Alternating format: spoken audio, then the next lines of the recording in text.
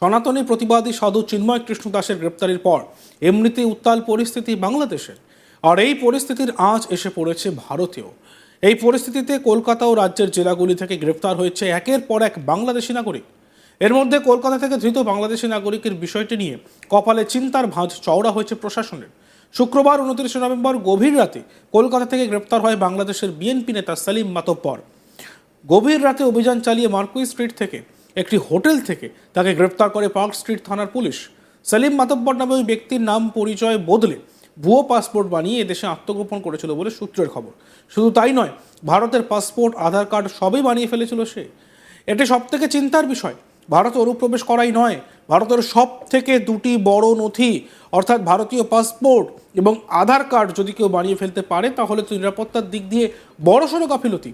এভাবে ভারতে ঢুকে যদি স্থায়ীভাবে কোনো বিদেশি নাগরিক বসবাস শুরু করে দেয়, এরপরে যদি কোনো নাশকতা ঘটায় তাহলে তো সমূহ বিপদ। পার্ক স্ট্রিট থানার হাতে বাংলাদেশি নেতা গ্রেপ্তার কাণ্ডে এই মুহূর্তে পুলিশের নজরে তার মোবাইল ফোন।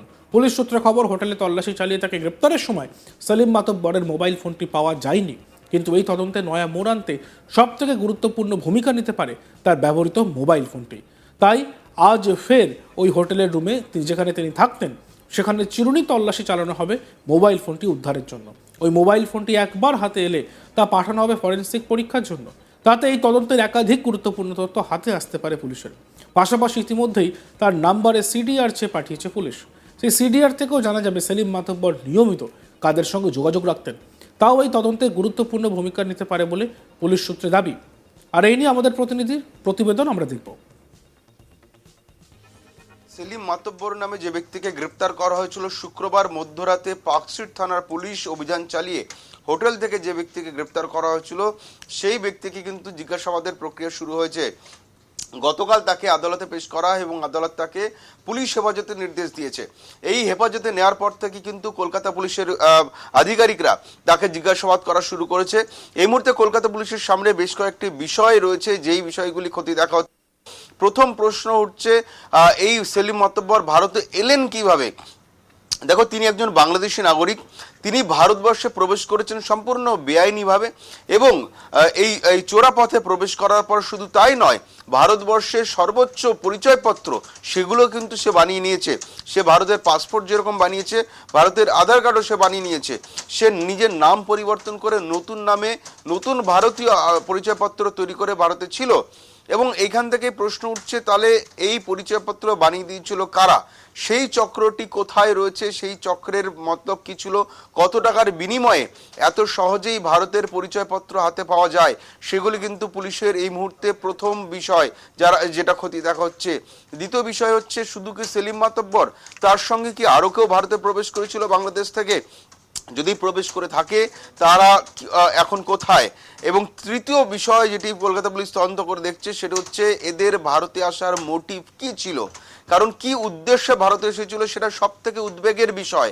কারণ যদি তাদের কোনো কুমতলব থাকে, অন্য কোনো উদ্দেশ্য থাকে, যদি নাশকতার যদি কোনো উদ্দেশ্য থাকে বা কোনো পরিকল্পনা থাকে, সেটা দেশের সুরক্ষার জন্য, জাতীয় সুরক্ষার জন্য যথেষ্ট উদ্বেগের বিষয় রয়েছে। এবং এত সহজেই অন্য দেশের নাগরিক আমাদের দেশে ঢুকে পড়ে আরও সহজে টাকার বিনিময়ে জাল পরিচয়পত্র হাতে পেয়ে বছরের পর বছর আমাদের দেশের নাগরিক সেজে থাকছে এবং এতে কিন্তু আমাদের জাতীয় সুরক্ষা বিঘ্নিত হচ্ছে। ফলে এই বিষয়গুলো কিন্তু কলকাতা পুলিশ তদন্ত করে দেখছে। তখন পুলিশ সূত্র আমাদেরকে যেটা জানাচ্ছে যে গতকাল তাকে হেফাজতে পাওয়ার পর থেকে কিন্তু জিজ্ঞাসাবাদের প্রক্রিয়া শুরু হয়েছে। এই মুহূর্তে পুলিশের সব থেকে যেটা নজরে রয়েছে তার মোবাইল ফোন, যেটি গতকালকে উদ্ধার করা যায়নি।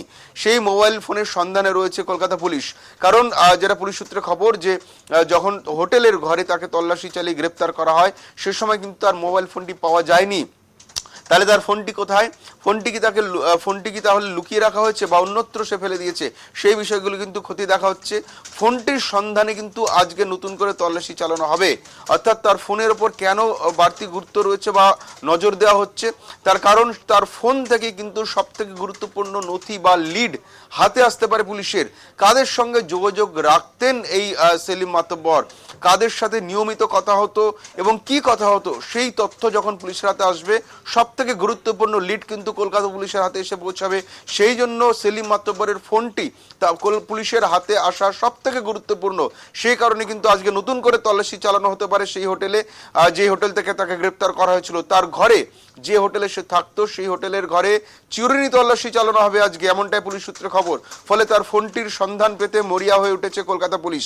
এছাড়া দ্বিতীয় যেটা বিষয় আমরা পুলিশ সূত্রে জানতে পাচ্ছি, যে ব্যক্তির মাধ্যমে সে বাংলাদেশে এসেছিল এবং জাল পরিচয়পত্র বানিয়েছিল, সেই ব্যক্তিকে কিন্তু ইতিমধ্যে চিহ্নিত করা গিয়েছে, যদিও তিনি আর বেঁচে নেই বলে জানা গিয়েছে। কারণ জিজ্ঞাসাবাদে যে ব্যক্তির নাম জানা গিয়েছিল সেই ব্যক্তি কিন্তু বনগাঁর বাসিন্দা বলে বাগদার বাসিন্দা বলে জানা গিয়েছে। এবং সেই বাসিন্দা খোঁজ খবর করতে গিয়ে পুলিশ জানতে পেরেছে সেই বাসিন্দা ইতিমধ্যে তার মৃত্যু হয়েছে, তিনি এই মুহূর্তে বেঁচে নেই। কিন্তু তিনি বেঁচে না থাকলেও তার পরিবারের সঙ্গে কথা বলতে চায় পুলিশ, এবং সে কতদিন ধরে এই চক্রের সঙ্গে যুক্ত ছিল, তার পরিবর্তে তার অবর্তমানে এই মুহূর্তে অন্য কেউ এই চক্র চালাচ্ছে কিনা সেটাও কিন্তু পুলিশ খতিয়ে দেখতে চায়। এবং তিনি আর কজন বাংলাদেশিকে এইভাবে ভারতে ঢুকিয়েছেন, তারা এখন কোথায়, সেই সমস্ত নথি যদি উদ্ধার করা সম্ভব হয় সেটা কিন্তু এই তদন্তে গুরুত্বপূর্ণ মোড় নিতে পারে পুলিশকে। পাশাপাশি পুলিশ সূত্রে জানা যাচ্ছে ওই ব্যক্তি যিনি বাগদার বাসিন্দা বলে জানা যাচ্ছে পুলিশ সূত্রে, সেই ব্যক্তি তাকে শুধু ভারতেই নিয়ে আসেননি, ভারতে আনার পর এই জাল পাসপোর্ট বা জাল আধার পরিচয়পত্র বানিয়ে দিতেও কিন্তু সাহায্য করেছিলেন। ফলে সেই ব্যক্তির যারা সাগরেদ রয়েছেন, যারা পরিবারের সদস্য রয়েছেন, তাদেরকে কিন্তু কলকাতা পুলিশ জিজ্ঞাসাবাদ করতে চায়। পাশাপাশি ওই ব্যক্তির যে সেলিম মাতব্বর, যিনি 2023 সালের জানুয়ারি থেকে ফেব্রুয়ারির মাঝামাঝিতে ভারতে এসেছিলেন বলে জানা যাচ্ছে, পুলিশ সূত্রে জানা যাচ্ছে সে কিন্তু বনগাঁর বর্ডার পেরিয়ে পেট্রোপোল বর্ডার দিয়ে কিন্তু তিনি ভারতে এসেছিলেন। ফলে এত সহজে কি করে বিএসএফ এবং বিডিআর এর নজরদারি এড়িয়ে কিভাবে এসে গেলেন, কোন কোন চক্র তার সঙ্গে সাহায্য করেছে, কোথা থেকে তিনি সাপোর্ট পেয়েছেন, সেগুলো কিন্তু এই মুহূর্তে তদন্ত করে দেখা হচ্ছে। এবং এই ব্যক্তিকে জিজ্ঞাসাবাদের পরেই কিন্তু নতুন ডেভেলপমেন্ট মিলবে। ফলে এই তদন্তে আরো নয়া মোড় আসতে পারে কলকাতা পুলিশের হাতে।